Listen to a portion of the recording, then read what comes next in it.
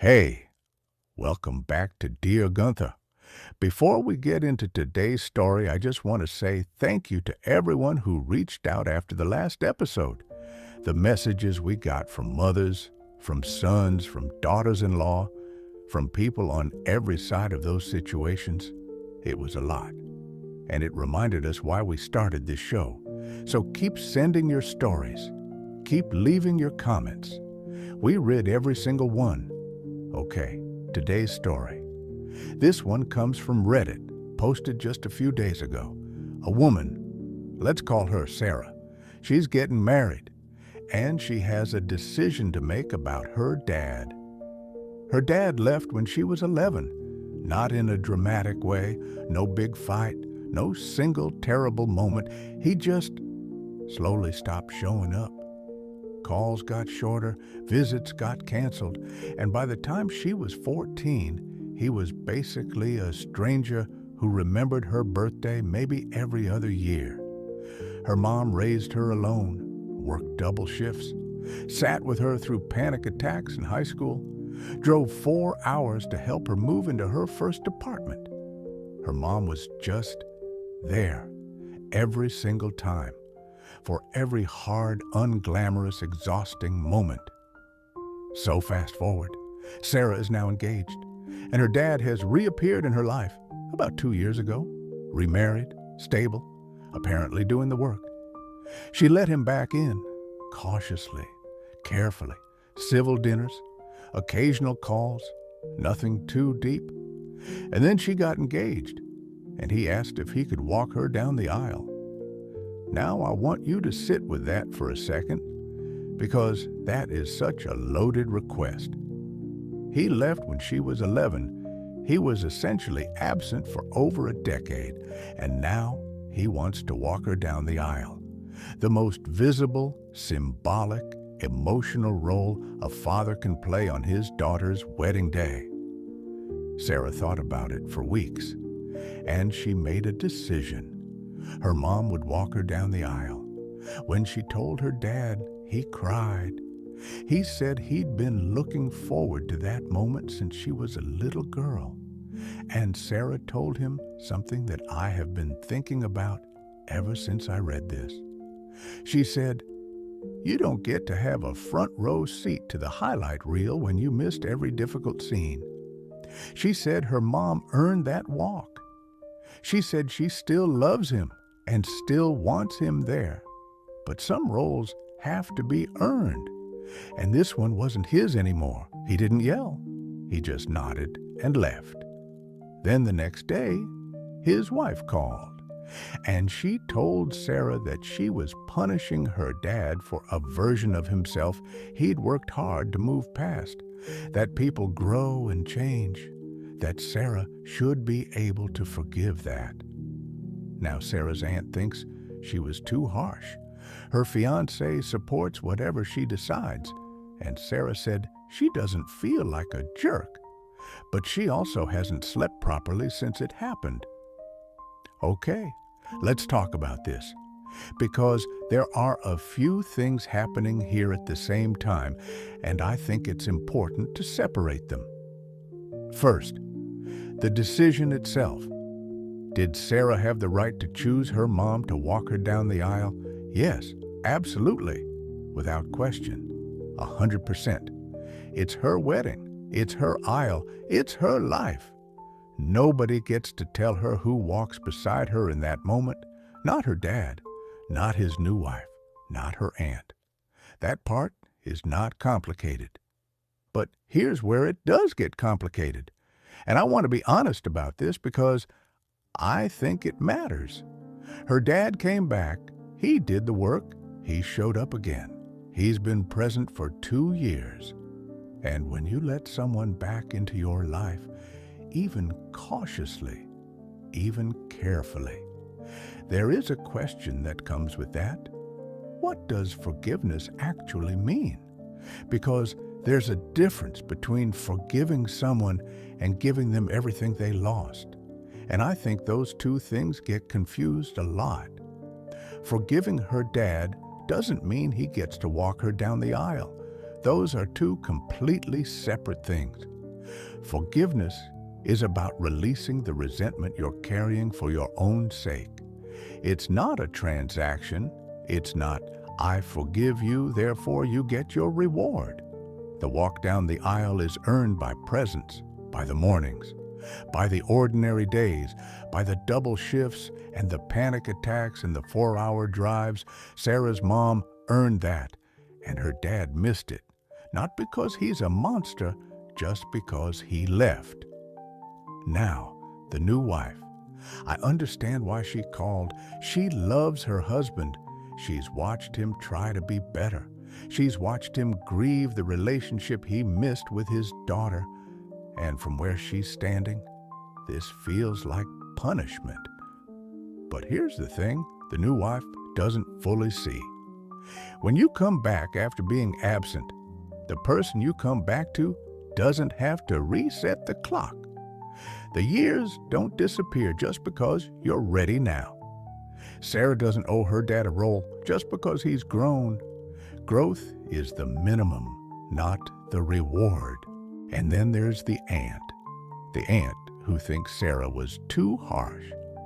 I want to say something about the people in our lives who say things like that. They usually mean well, but they are often asking the hurt person to be the bigger person, to stretch, to accommodate, to make space for the feelings of the person who caused the hurt. And sometimes that is the right call, but sometimes the person who left needs to be the one who stretches, who makes space, who says, I understand why I don't get to walk you down the aisle, and I'm going to show up graciously anyway. That is what actual growth looks like. Not pressuring your daughter through your new wife the day after she told you something hard. So here is what I would say to Sarah. You don't need permission for this. You made a loving, honest, thoughtful decision. You didn't cut him out. You didn't ban him from the wedding. You told him the truth in a way that wasn't cruel. And your mom cried happy tears when you told her she was walking with you. Hold on to that. And here is what I would say to the dad. If you're listening, if you somehow found this, I know that hurts. I know you've been carrying the weight of who you used to be. And I know you hoped that the wedding would be a moment of something different. But here is the most important thing you can do right now. Go to that wedding, not to prove anything, not to earn anything back in one day. Just go. Sit in that room and watch your daughter be happy. Watch her mom walk her down the aisle, and instead of feeling what you lost, try to feel grateful that she had someone, that she didn't walk alone, because the alternative is much worse than not being the one beside her. And here's what I want to say about the line that Sarah said to him. You don't get to have a front row seat to the highlight reel when you missed every difficult scene.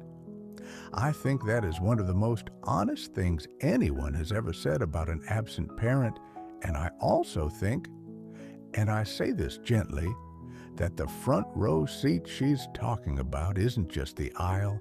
It's a lifetime of front row seats, the first grandchild, the ordinary Sunday dinners, the phone calls about nothing. Those can still be earned, not by walking her down the aisle, but by showing up again and again, without expectation, without pressure. That is how the relationship gets rebuilt from here. To Sarah, you haven't slept properly since it happened. That tells me something about you. It tells me you're not someone who made this decision easily or carelessly. It tells me you still love your dad even though he hurt you. And it tells me you probably hope this isn't the end. It doesn't have to be. But that's his work to do now, not yours. We're going to close with a song. This one's for every daughter who had to make a choice like this. And for every dad sitting somewhere tonight realizing what the years cost them. And for every mom who just found out she gets to walk her kid down the aisle. This one's for you.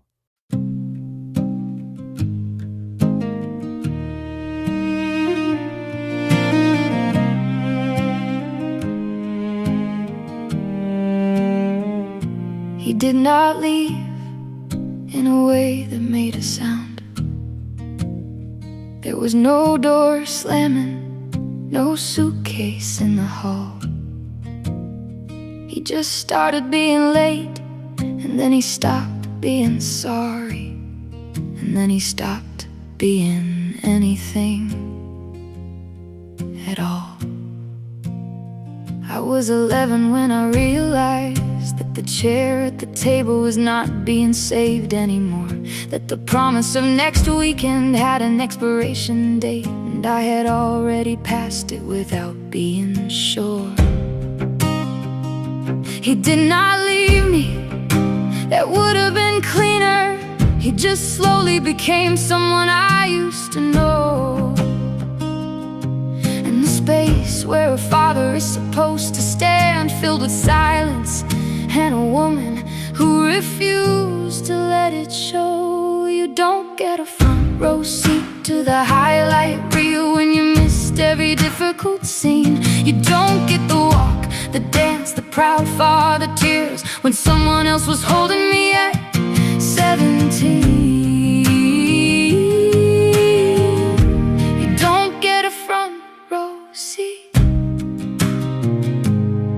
to the life you chose to leave.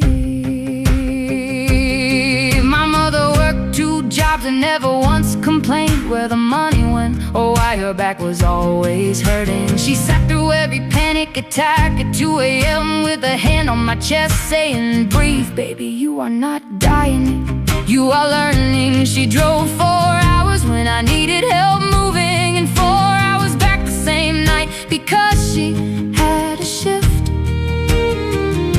She did not have the luxury of being absent. She did not have the option to drift. She showed up to every difficult scene, the ones with no applause, no audience, no light. The Tuesday emergencies, the Thursday heartbreaks, the Sunday mornings when I told her she was ruining my life. You don't get a front row seat to the highlight reel when you missed every difficult scene. You don't get the walk, the dance, the proud father tears when someone else was holding me at 17. She earned every step of this walk. She earned every single one. I am glad you came back, I mean that. I am glad you are doing the work.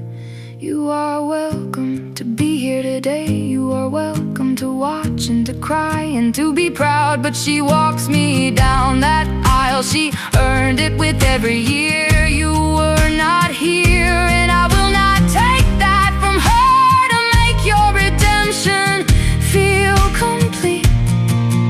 You can have my forgiveness, but she gets my arm.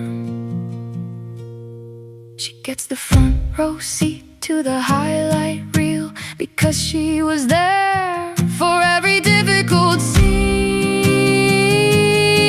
She gets the walk, the tears, the moment at the altar because she was the one who taught me what love means.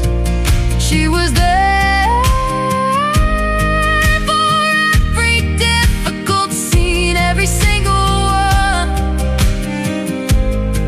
And she walks me today. We made it.